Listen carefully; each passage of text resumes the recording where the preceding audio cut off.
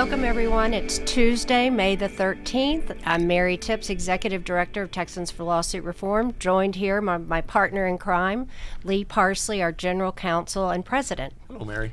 Hey, Lee. Boy, that was a committee hearing of all committee hearings last week. Well, it was, but I want to commend the chairman. Oh, he was brilliant. He did something we've not done before in the committee hearings, and it was fantastic. It really was. He let our witnesses from out of town that came in to tell their stories, both from our side and the other side's point of view, come during the morning, 7 to 10 a.m. He did public testimony, heard from 40 some odd, maybe 50 witnesses, and then they adjourned. They went to the House floor, and when they came back from the House floor, they went to us, who are sort of professional witnesses in a way. Those of us invited testimony who could stay all day, and it wasn't an inconvenience for us. So it was a brilliant way to do it, and I thought it went really well. And I both applaud sides, him.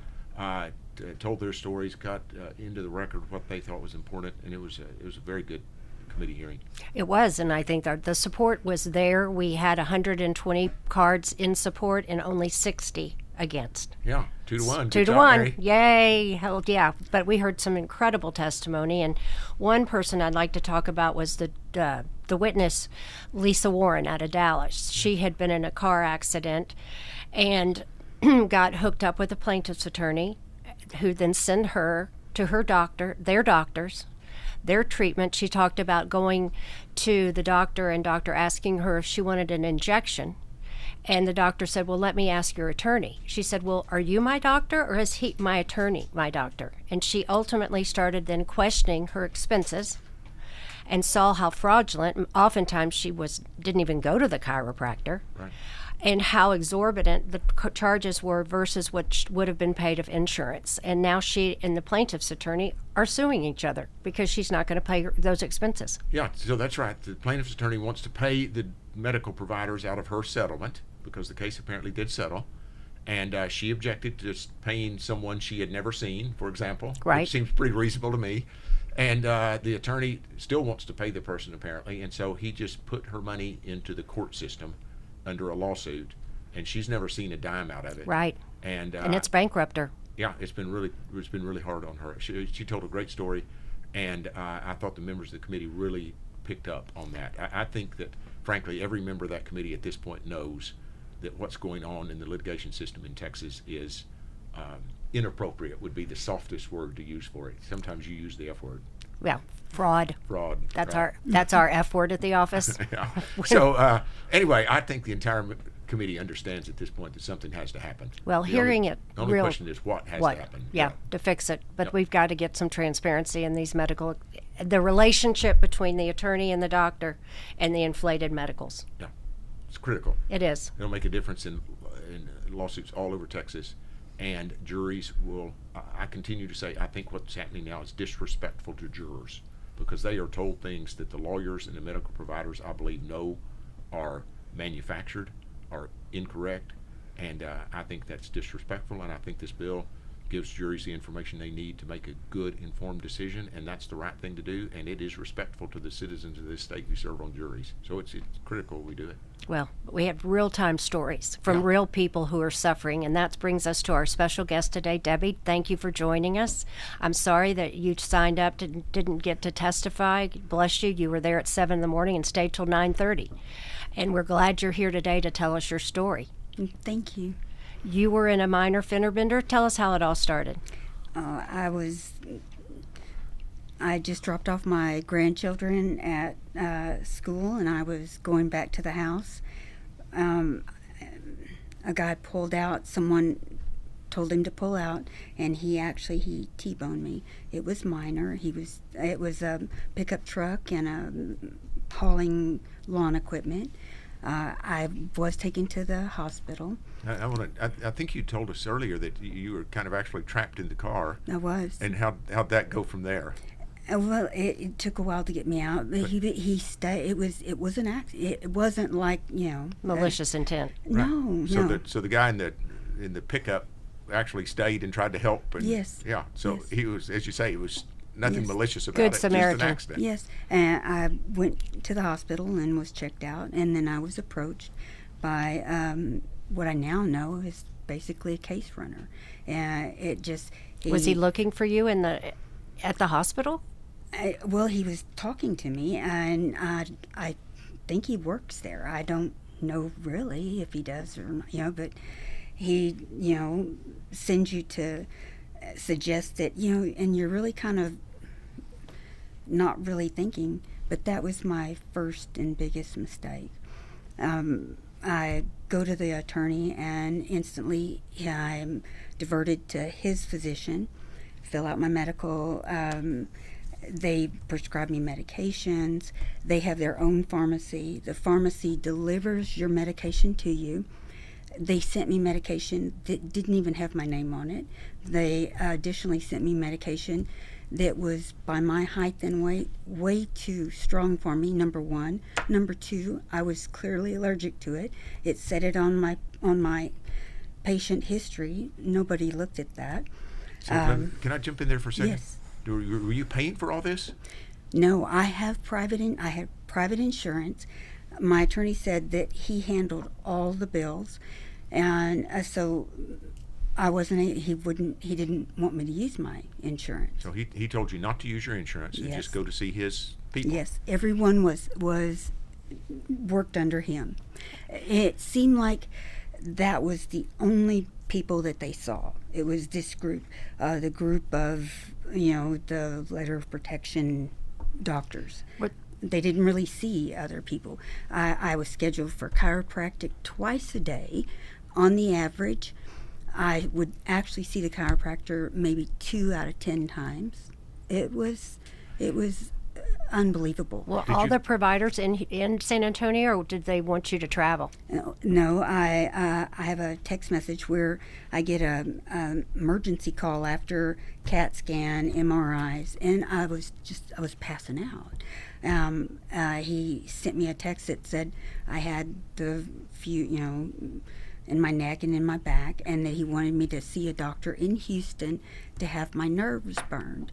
And I didn't want to see. He had no relation with him. I didn't. It just seemed bizarre to me. It was basically you're on a friend state wheel. Did you ever see the medical bills from all this? Did they? They not one of the letter of protection providers would give me anything. I think they were afraid that because I did contact the bar. I was told that I needed to have another attorney that specialized in the exact same plaintiff attorney field that would say that there was a misconduct or ethical reasoning before I could even file a complaint. It was devastating. It was horrible. My insurance, I couldn't get the bills. My insurance wasn't able to pay them, and thank goodness I was able to find, or to have a good physician that cares about his profession. And personally, I think that that's the key. There are the physicians that care about your health. They're there because that's what they do. They want you to get well. They're not there for the money. And then there's the ones, it's almost like you cross over that line of good, doing it for the people, versus you're Profit. only a wallet to someone. And there was multiple calls from this attorney's office, random attorneys. You need to be seen by the doctor. You need to go see our doctor. We made you this appointment. We made you this appointment. It was an unforgettable experience, and it's traumatizing. Every single time I see the billboards and the buses, I'm thinking, who else are you taking advantage of? Where was I taken care of? I'm a senior. I'm a widow. It's not a good feeling. Growing up, I believed I was all, if a widow lady lived down the street, my dad, my brother, they'd help do her lawn. I mean, you don't. We're East Texas. Yeah, you don't take advantage of people when they're entrusting you. It's wrong when attorneys practice medicine without a license. the things he prescribed for me, I don't know that I think I was just, it was a predetermined what you're going to have done, injections, burn nerves, blah, blah, all these things. And nobody even knew what I was allergic to. Or cared. Yeah. At the end of all this process, was there a settlement? They wanted to, I didn't want, they wouldn't give me bills. You know, I didn't want to settle with them. I wanted them to do what was ethically right. I wanted care. And I ended up going to the Mayo Clinic and then bonding with, you know, my primary care physician, who, there's tons of them that are caring. They'll work with you. I mean... Well, yeah, you're really right about this. There are the physicians that we all go to and have relationships with who just practice medicine. But then there's this whole little category. So it's just a few of them. And it's a few lawyers. Mm-hmm. And they're working together on this thing. So we never intend to indict all lawyers or all physicians or all chiropractors. But there's a group of both that are in this system together. Yes. And it's just not right. And you've got a great story. So ultimately you didn't settle the case? No. Nothing out of it except a lot of... affected my credit report because these went unpaid because my insurance company couldn't pay them because they wouldn't they wouldn't give us the bill. After the fact. And I think they were afraid to give me a bill because you know, they were afraid that they might really get in trouble. So they affected your credit report about bills they wouldn't give you? Well, I think it affects my credit report because, like, the ambulance bill kept coming and things, and he says, "Well, I'll take care of all that," but then he wouldn't. I couldn't give it to my insurance company because I didn't have all of it. There was no communication of just doing what was honest, and not paying the bills that you were incurred. Well, that's the whole it's story. Hard. I'm so sorry. Very troubling. And we've got great friends over at the State Bar of Texas, but just, you know, the State Bar should react to a complaint like yours. They shouldn't. They shouldn't. There shouldn't be a lot of bureaucracy to that. It seems to me the State Bar should take in a complaint like that and act on it and see if they can't dig in a little bit and figure out what's going on. It bothers me. It really bothers. I have never testified. I've never done this. It deeply troubles me of the victims.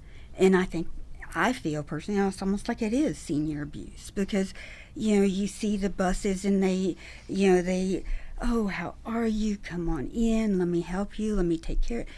Then that's not what happens at all. Well, sometimes we get a little, you know, out there on Twitter, they'll act like Mary and I are making all this stuff up. So it's great to have someone like you come sit down with us and sharing your story. Thank you. I'm so sorry you had to go through this. I just pray that no one else does. You know, the representative that spoke highly of her father that was a plaintiff attorney, and as you know, in his day he was doing wills and everything. That's what attorneys. That's what I think that they are. You know, you don't think that you're nothing but financial gain. I'll tell you, those attorneys like her dad just can't compete in this market with the attorneys who are doing this. So it is actually not just unfortunate for you. It's unfortunate for the medical profession. It's unfortunate for the legitimate lawyers out there who do want to take cases like yours and do it the right way and get you a little settlement if you're entitled to one. And those lawyers can't compete anymore. They just cannot compete with the billboard lawyers who are running this racket. And it's unfair to the good physicians that do not want to be a part of that network. Yes, it's not it's not putting the person first. Well, you know, we're going to fix it. Yep. I think we're going to get this done, Mary. We've got SB 30. 3.5 weeks left. We're going to do it, and we're going. At this point, I want to call it Debbie's bill. Oh, because you have inspired us even more after we heard the testimony on Wednesday and your testimony. We're not doing this for us. We're doing this for you. It protects the good physicians. It protects the good attorneys. It's It's right for everyone, except a very narrow band of lawyers and healthcare providers who are getting very rich off of it. wealthy. Right. And I'm not that worried about them. Yeah, Are you? absolutely. Nope. Nope. Okay, thank you, Debbie. That's a Thank wrap. you. We'll see you next week, Tuesday with TLR. Thanks for tuning in.